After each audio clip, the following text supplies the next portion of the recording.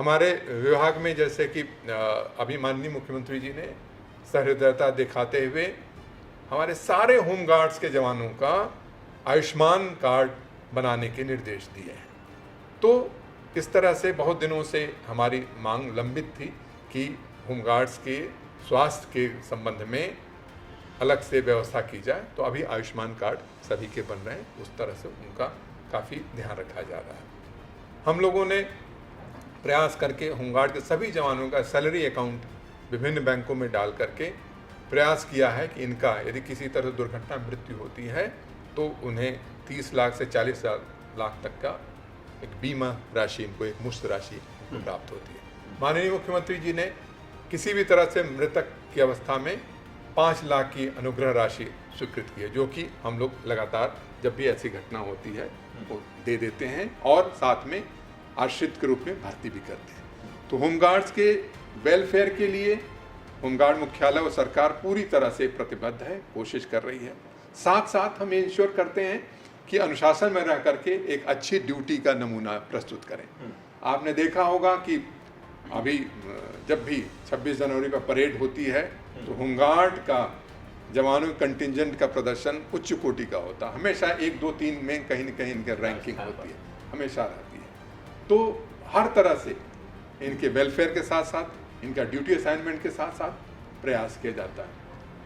Home guard के जवान आज के डेट में हमारे जो 112 की व्यवस्था है उसमें बहुत ही अच्छी तरह से लगे हुए हैं। जितने पायलट्स हैं, लगभग जितने भी 112 की गाड़ियाँ हैं उसमें आज के डेट में हमारे पायलट्स होमगार्ड के जवान लगे हुए हैं।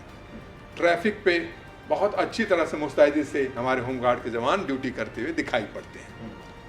बहुत दिनों तक उनके वर्दी की भी थोड़ी समस्या थी, उसको भी अब लगभग हल कर लिया गया है। उन्हें अब सीधे उनके अकाउंट में वर्दी का अलाउंस 3000 रुपये प्रति 3 वर्ष में उनको मिलता है।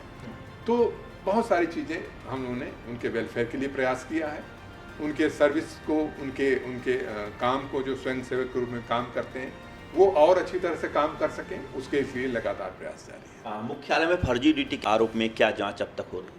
नहीं, ऐसे कोई फर्जी ड्यूटी के आरोप में नहीं। एक किसी ऐसा होमगार्ड था जिसको 7 साल से ज़्यादा की सज़ा का पता चला था, उसको हटाने की नोटिस दी गई थी। तो उसने एक शिकायत की है जिसकी की भी जांच चल रही है। और मैं आश्वस्त करना चाहूँगा कि जो भी जांच में चाहे जो भी अधिकारी कर्मचारी इसमें दोषी पाया जाएगा उससे सख्त। गाजियाबाद में एक ऐसी खबर निकल के आई है कि कंपनी कमांडर की पत्नी उर्मिला राय जो है कि आंगनबाड़ी में भी काम करती हैं और होमगार्ड में स्वयंसेवक भी हैं, और दोनों जगह उन्होंने एक दूसरे विभाग में एक गुमराह करने वाला शपथ पत्र दिया है।